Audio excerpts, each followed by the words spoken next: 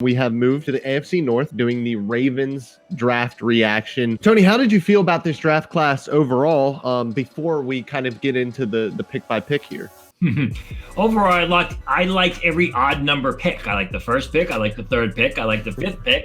And I like the seventh pick. I also like the eighth pick a bit. But there were some questions here, and there's a lot of risk, which we'll get into. Yes, and so with that first pick was Rashad Bateman. I loved the value that they got there, and they obviously had a big need there. Just kind of break down pick by pick here. Yeah, I thought all along Bateman. Early on, I had Bateman mocked to the Ravens late in the first round. I thought after they signed Sammy Watkins in free agency, they may look away, especially after they made the trade for Orlando Brown. I thought they may look offensive line early, but they went with Rashad Bateman, and he's a good fit. I mean, he brings the speed that Sammy Watkins doesn't have, and he has the size and the ability to win out for the contested throw that Marquise Brown doesn't have. So he should fit in real nice as an outside receiver.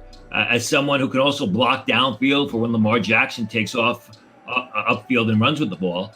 He's got a high upside. I think he was a little bit disappointing in 2020, but the fact is he chose to opt out. Then the Big Ten announced that they were going to start their season on the delayed basis. He opted back in. Minnesota themselves as a team did not have a good year, so I think 2020 was sort of the exception to the rule. You go back and you watch 2019, he was absolutely dominant. And then after that, they go with the high upside and high risk pick of 𝗙𝗢𝗙𝗢𝗓𝗏. Jason Owe of Penn State, a guy who, looks like Tarzan and plays like Jane sometimes. I mean, he's a tremendous athlete, but he had little production last year. I was surprised he entered the draft. I was surprised the Ravens took him in round one. He's got a tremendous amount of upside. I don't think it's due to lack of effort. I just think it's due to a limited body of work and the fact that he's just not physically mature. Not when I say physically mature, I mean from a strength point of view. He's a good fit for the system, but I think there's going to be a lot of bumps in the road with this selection. The production or the lack of production speaks for itself. He's going to be used as a pass rusher. He's athletic enough, and he shows enough on film that you can drop him off in space on zone blitzes or if you want him to play over the tight end.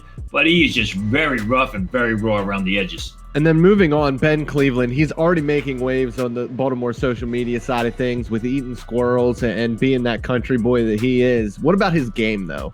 Yeah, he is a massive, powerful, but also mobile blocker. Came in about 350 pounds. Almost broke 5 seconds in the 40 during his pro day. Had 3 good days of Senior Bowl practice. I don't think they asked him to do a lot of different things at Georgia, but he's fundamentally sound. You want to see him get his weight down a little bit, but he's a dominant guy who can also get out on the second level and block. He has a high upside too. He's also a very good football player with not just a big body, but a big body of work at the University of Georgia. I like this pick a lot. And then one that might have been, and you said it yourself with the odd picks here, Brandon Stevens from SMU. Yeah. This was a bit surprising. Way surprising. If Stevens was going to be selected, I thought it would have been the last 2 rounds.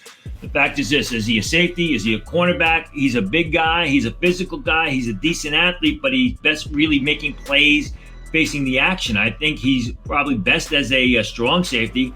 You look at the Ravens depth chart, there's need there for depth, but I thought with other players available at cornerback and a few other positions, it would have been better served to go in that direction. I think Stevens is a bit of a project. Not only that is, I just foresee him as a backup or a career backup at the next level. And then they went with Tylan Wallace. They double dip at wide receiver here. Obviously, he was massively productive while he was healthy at Oklahoma State. Tremendous pick. I thought this was one of the steals of the draft. Here's a guy, I don't know why he fell at a second day. Maybe it was the knee injury that kept him on the sidelines in 2019. Reminds me a lot of Brandon Ayook, the former first-round pick by the San Francisco 49ers, in that he's a terrific route runner. He gets separation through his routes. He's a consistent pass catcher, catches the ball away from his frame, fundamentally sound, good focus, good concentration. Not a blazer, but decent speed. Unless there were some medical red flags that popped up, I think this is going to be one of the steals of the draft. I thought Rashad Bateman in late round 1 was a good pick. I thought Tylan Wallace in round 4 was a sensational choice. Yeah, and then, with their next pick, Shaun Wade, somebody who, was getting first-round hype from the slot at Ohio State, moved outside and ends up in round 5. Your prototypical boomer bust type prospect. What are the Ravens getting? Are they getting the Shaun Wade of 2019? when he showed first round ability, but he was primarily a nickelback? Or are they getting the guy in 2020 who looked like half the times he'd rather be out there fishing or watching television or something like that rather than being on the football field when he was the starting corner?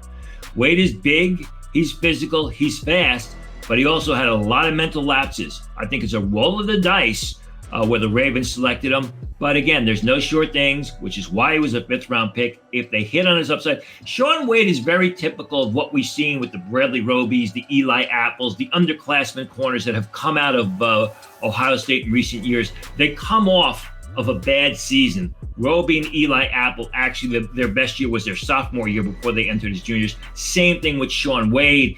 It remains to be seen whether Wade can really break that trend and get back to where he was as a sophomore. And then the next pick, Notre Dame's Dalen Hayes. Terrific selection. I mean, a guy who was a very underrated player at Notre Dame, had some injury issues in 2019, was one of the best defensive linemen at the Senior Bowl all 3 days. It'll be interesting to see how they use him. Are they going to use him standing up over tackle? Are they going to use him as a 2-gap end? I thought he would be a better defensive lineman in a 4-man front, but he's a guy who can play, someone to keep an eye on. And then to finish off their draft, they're obviously a run-heavy team, and they go with the fullback from Michigan, Ben Mason. Yeah, interesting pick. You got to wonder what it means for Patrick Ricard, who was a sensational undrafted free agent, was a great find by them. I know the New York Jets really like Ben Mason, and they wanted him in that Kyle Juszczyk role. I think the Ravens took him like 2 or 3 selections before the Jets were called to the clock in round 6. A guy who's a solid ball carrier, an outstanding blocker, and a real good pass catcher. With a quarterback like Lamar Jackson, I think a fullback guy, a 3-down fullback or a triple threat fullback like Ben Mason really fits that offense well. And then who of the undrafted free agents that the Ravens ended up signing really stand out to you? Yeah, they didn't really sign too many. I like 𝗙𝗢𝗟𝗟𝗢𝗪 Washington, the safety, the smaller safety from TCU. He's a guy who on film is 3rd-round talent, but he ran in the high 4.6s during his pro day, which killed his draft stock. I think 𝗙𝗢𝗟𝗟𝗢𝗪 Washington as an undrafted free agent is a better choice at safety than Brandon Stevens, who was selected in the 3rd round. Washington is small. Obviously, he plays faster than he timed it during his pro day, but he's got excellent ball skills, and I think he's someone that you can even place over the slot receiver. He's not going to be a liability. I really like that signing. And that is all we got for the Baltimore Ravens. Tony, thank you.